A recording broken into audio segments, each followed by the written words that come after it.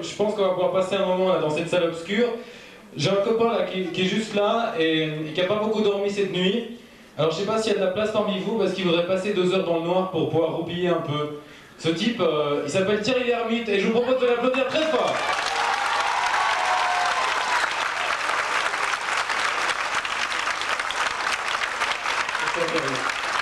Alors, c'est vrai que vous n'avez pas beaucoup dormi cette nuit? Non, j'étais un peu familière, vous savez, on va un petit peu partout pour présenter le film. Alors je vous dis, ça vous l'avez entendu, je ne vais pas vous répéter, c'est un an de travail, c'est toute notre sincérité qu'on a fait pour faire un film de divertissement. Ça va pas plus loin que ça, mais c'est déjà beaucoup de travail et c'est tout le but qu'on recherche. Alors j'espère que vous vous amuserez autant, non pas qu'on s'est amusé à le faire, mais qu'on a travaillé à le faire. Voilà. Thierry Lhermitte qu'on a fait.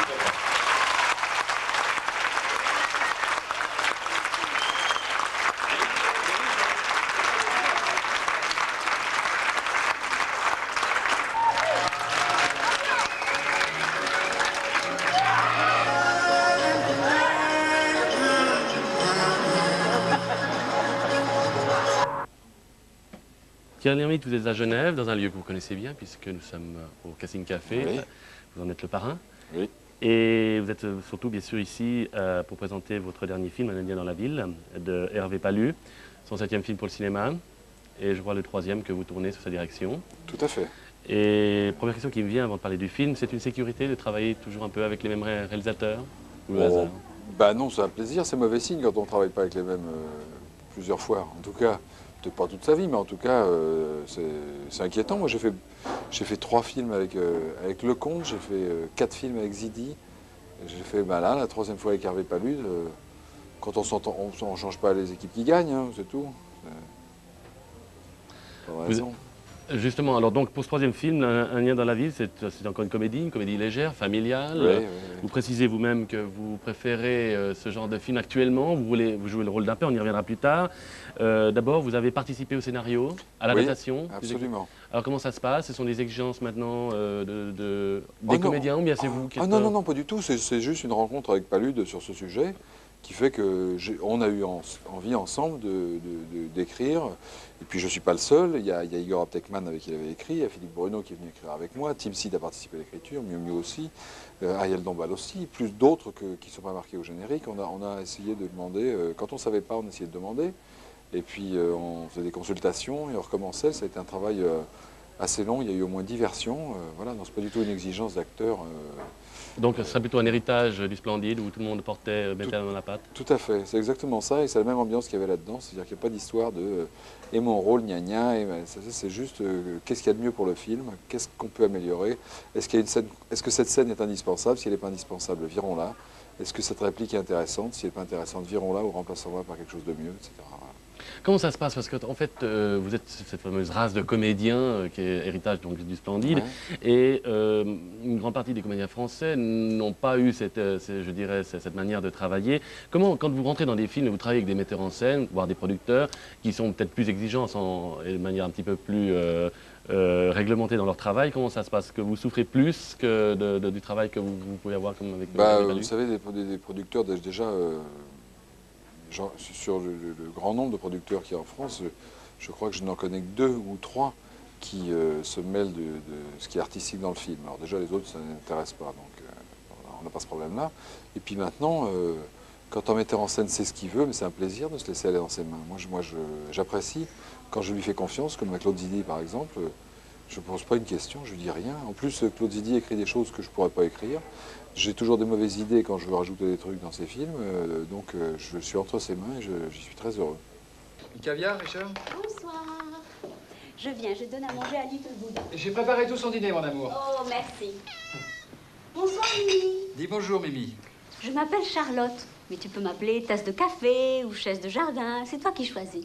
Bonsoir, mon chéri. Wakatebe. Ils font comme ça chez eux. Hein. Ah oui, c'est un vrai petit homme des cavernes. Hein. Il aime beaucoup manger le chat. Faut donner bon manger le chat. Comme ça, quand nous mangeons le chat, beaucoup bon goût. Oh. Mais il n'est pas très gentil, ce petit sauvage-là. T'es un vrai petit sauvage, hein, toi. Viens, Little Bouddha, mon chéri. Excuse-moi, Steph, mais j'appelle Maître Dong. Tous mes chakras sont en train de se refermer les uns derrière les autres. Je crois que c'est mieux. Qu'est-ce qu'elle a qui se referme? C'est chakra. Chakra. Les chakras. C'est les points d'entrée des énergies cosmiques. Quand c'est refermé, ça lui... Spécial, tes gonzesses, hein. C'est toujours limite sortie d'asile. Oh, ça va, hein. Faut bon manger ta femelle. Oh. Il a l'air gentil, mais on a du mal à se concentrer quand il est dans la pièce. Tu vas l'emmener au bureau? Non, tu l'emmènes pas au bureau. On en vient au film. Ah, peut-être une question, Coquinet. Vous avez été producteur, je crois, dans certains films. Oui. Vous n'êtes plus, c'est une déception, perdu trop d'argent, comment ça se passe, pourquoi? Non, non, je le suis au contraire extrêmement très dans ce film-là. Ce film-là, je l'ai produit avec Louis Becker et on est tous les deux producteurs du film. J'ai produit également. Qu'est-ce que c'est quand un comédien est producteur? Parce que le public, non, mais producteur, il les gens. imagine bien ce que c'est. Le producteur, c'est celui qui met les sous. Non, il metteur, pense c'est que celui c'est ça, c'est pas Voilà, ça. justement, une fois. Thierry Lhermitte, producteur, qu'est-ce que c'est? Producteur, la partie financière, c'est rien du tout. C'est un dixième ou moins du temps passé à travailler sur le film. Producteur, ça veut dire amener au metteur en scène, au scénariste, s'ils sont deux personnes, tout ce qu'il faut pour faire le meilleur film possible. Est-ce que cette scène est assez bien? Est-ce qu'on a assez de figurants? Est-ce qu'on a besoin de le refaire? Est-ce qu'on a assez de plans? Est-ce que tu ne crois pas que... et le montage, est-ce qu'il pourrait être plus serré, moins serré? Je veux dire, c'est un œil extérieur, c'est une exigence. Souci de gestion, plutôt. Non, non, gestion, c'est rien. Je vous dis, la partie financière, elle est vraiment... Non, mais je disais de gestion dans le film lui-même. Oui, disons que c'est une gestion des talents. Alors, c'est une gestion des hommes, ou des choses comme ça, mais c'est surtout être au service du film et apporter de l'extérieur et concrètement tout ce dont le film a besoin. Et ça part du concept du scénario pour aller jusqu'à la vente du film, à savoir comment il va être sorti, comment va être le dossier de presse, qu'est-ce que sera la bande-annonce, qu'est-ce que sera l'affiche. C'est pas le metteur en scène qui a à s'occuper de ça, c'est le producteur. Tout à fait. Alors, on en vient à ce film qui sort à Genève, Un Indien dans la ville. Histoire qui pourrait paraître comme ça au début un petit peu simpliste. Un papa qui va quelque part, qui retrouve son ex-femme, il apprend qu'il a un enfant, il doit rentrer sur Paris, et là commence véritablement la grande histoire de cet Indien dans Paris. Alors d'abord, avant de détailler le film, on dit que vous êtes jeté tout de suite bille en tête dans ce projet. Qu'est-ce qui explique? C'est parce que vous pensez que les gens ont besoin maintenant de voir ça? On doit faire un autre cinéma quand on voit ce que l'Amérique nous exporte? Je crois, là-dessus vous avez raison, mais ce n'est pas le souci, ce n'est pas la motivation première. Bien que tout ça soit juste et que j'adhère totalement à ce que vous dites, mais c'est juste que le sujet me séduisait. Moi, si on me dit un mec ramène son fils qui était un Indien élevé dans la jungle et qu'il va faire des bêtises à Paris, ça me suffit. C'est un thème qui me plaît, qui me donne envie d'aller plus loin. Alors maintenant, il y a eu un an de travail pour savoir comment on allait traiter ça, sur quel ton, c'est autre chose. Maintenant, pour revenir à ce que vous disiez, oui, il y a plus de cinéma, enfin plus beaucoup et pas assez de cinéma de divertissement en France. Et ben, comme les gens veulent se divertir, ils vont voir ce qu'on leur offre. Ben, ce qu'on leur offre, c'est le cinéma américain. Ils ont bien raison d'y aller. Ce qui est navrant, c'est que sur 120 films produits en France, il y en ait moins de 10 qui soient du cinéma de divertissement. Voilà. Alors ça donne envie de le faire, de remplir ce créneau. Et puis, quand on voit l'accueil que le film a partout, ben, on se dit qu'on a raison. Techniquement, c'est plus difficile à faire ou plus facile, ou c'est la même chose? Non, celui-là, c'est très difficile parce qu'il y a des effets spéciaux tout le temps. Des choses difficiles, des animaux, des enfants, des ordinateurs, il n'y a que des choses difficiles. Donc celui-là, il est vraiment difficile. Maintenant, on peut faire un film de divertissement qui soit que de la comédie de situation, dans lequel il n'y a pas toutes ces choses-là. Et à ce moment-là, c'est pas difficile si vous avez les acteurs compétents pour le jouer. Tout à fait. Hervé Palus souligne que pendant le tournage, l'équipe était plutôt à l'humeur à rire et que c'était par moments très difficile et on devait carrément bloquer le tournage parce qu'on avait un peu de peine à se... Est-ce que c'est vous, c'est Thierry Lhermitte, le Boucantrain, Team Seat est pour quelque chose aussi. Oui. Mais surtout, il y avait des scènes qui prêtaient à fou rire. Parce que moi, ce qui prête à fou rire, c'est comme... ce qui est interdit parce que c'est très sérieux. Alors dans le film, il y a des fausses scènes très sérieuses. Il y a des scènes supposées être très sérieuses dans lesquelles on dit des très grosses bêtises en les jouant très sérieusement. Moi, ça me fait rire comme on ne peut pas rire à l'église ou quand il reçoit une décoration. C'est le même genre de truc. Alors justement, c'est la rencontre avec Patrick Timsit. C'est pas la première fois, mais disons dans le cadre d'un comédie explosif aujourd'hui dans le résultat final. Je suis ravi, il y a une complicité qui passe et puis surtout il y a un travail en commun. Il y a plus que ça, il y a un travail en commun. Il y a à chaque fois qu'est-ce qui est mieux pour le film, et si on faisait comme ça, et si on faisait comme ci, et si on modifiait, et si on raccourcissait, voilà. Donc ces petites améliorations de tous les jours, mises bout à bout, et ben, elles améliorent le film. Et moi je le vois et j'en suis content et fier.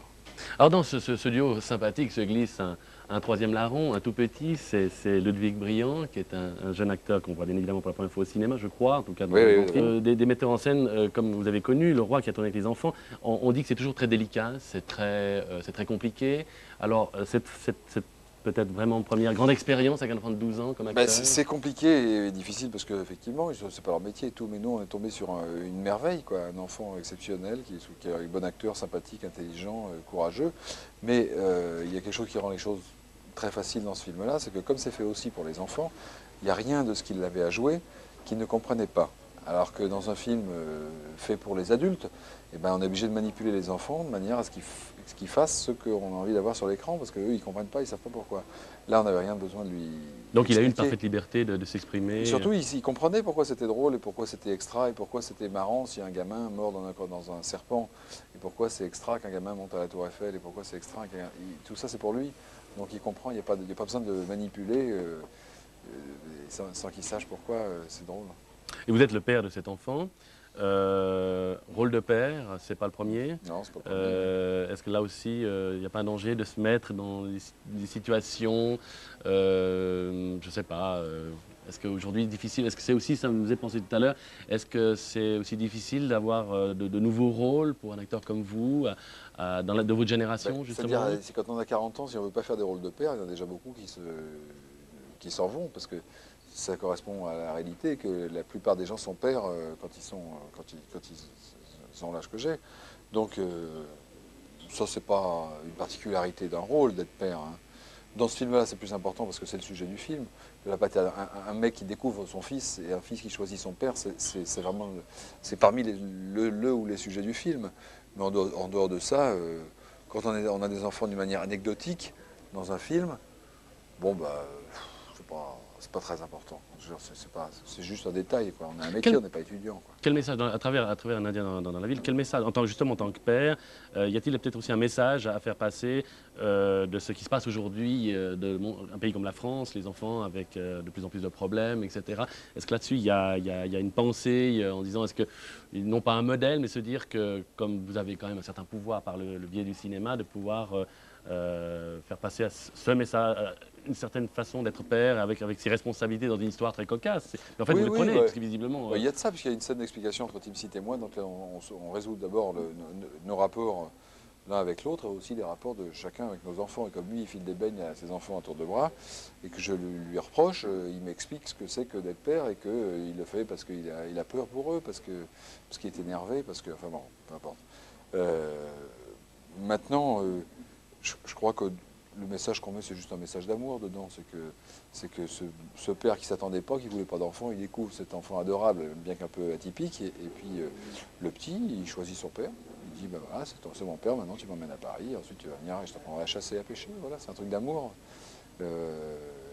Et de rapport sans sortir les violons, chaleureux et simple. Est-ce qu'on retrouve une forme bien au cinéma français, justement, dans ce cinéma de rapport humain, qu'on voit quand même moins dans le cinéma étranger? Vous savez, je crois qu'on n'est pas très loin des sentiments simples et difficiles à exprimer, dont les Américains sont les spécialistes, hein. On n'est pas très loin de ça, hein. Moi j'aime ça, moi j'aime ce que ça m'émeut, ça me fait des frissons, ça me fait pleurer, et ça me rend heureux. Donc c'est ce qu'on a essayé de faire. Et pour nous, Français, justement, c'est pas facile, parce qu'on n'a pas l'habitude. Comme les confirmer, en fait, le résultat de ce film, pour vous, c'est positif, les buts sont atteints? Oh, pas à 100%, moi, vous savez... Est-ce qu'on peut dire ce qu'il y a peut-être par rapport à l'idée départ, au moment de l'écriture, ce qui n'a peut-être pas joué dans ce film? Moi, quand je termine quelque chose, j'ai plutôt tendance à voir ce que je n'ai pas réussi, plutôt que ce que j'ai réussi. Ce que j'ai réussi, c'est normal, c'est là qu'on allait. Alors moi, je vois toutes les imperfections par rapport à ce que j'espérais. Maintenant, il y a quelque chose qu'on ne contrôle pas et qui est réussi, c'est que les gens rigolent, c'est normal, c'est ce qu'on cherchait. Mais les gens, ils sortent heureux, avec le sourire, et en le recommandant à leurs amis. Alors ça ne se contrôle pas. Le fait de rendre les gens heureux, je ne connais pas la recette. Déjà, le comique, elle n'est pas facile, mais celle-là, j'en sais rien. Pour venir à quelques détails techniques, vous avez aussi comme partenaire des choses intéressantes, des migales, des serpents, etc. Comment ça se passe en fait? Est-ce que c'est tout du chiquet ou c'est du vrai? Non, c'est tout des vrais, c'est presque tout des vrais, on va dire. Et quand c'est pas des vrais, c'est encore plus difficile. Mais ça veut dire une deuxième équipe, ça veut dire des heures et des heures de tournage en espérant que l'animal fera ce qu'on voudra qu'il fasse. C'est-à-dire qu'au début des premiers jours de tournage avec une migale, vous avez plutôt eu un refus? Moi j'ai très peur, mais le petit lui n'avait pas peur, il l'a manipulé comme il voulait. Moi j'avais très peur. Et pour les scènes, on revient aussi aux petits, les scènes à Tour Eiffel qui interrogent quand même pas mal le public, sans dévoiler bien évidemment tout le secret. Mais est-ce qu'on peut dire qu'à un moment, ce gamin était vraiment suspendu à des hauteurs impossibles? Il n'y a pas de studio, pas de montage, du blue box, rien du tout. Il n'y a pas de montage, il y a deux plans de trucage. Non, il n'y a pas de trucage électronique. Il y a deux plans de cascadeur et tout le reste c'est lui. Et ce qui est le plus impressionnant, c'est lui. Quand on le voit, quand il est assis sur sa poutre, il y a vraiment 150 ou 200 mètres. Pas de vertige, 200 mètres de vide en dessous.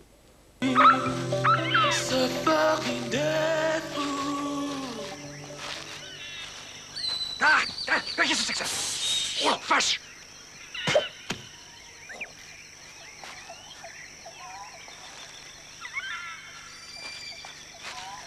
Bourreau, pour toi.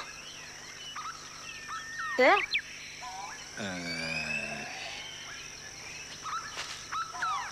Mais c'est dangereux comme serpent? Oui, Bourreau donne la mort. Corps gonfle, cou cassé, sans pisse du nez. Eh oh! J'ai l'impression qu'il bouge encore un peu. T'es sûr qu'il est vraiment mort? Non, fais dodo.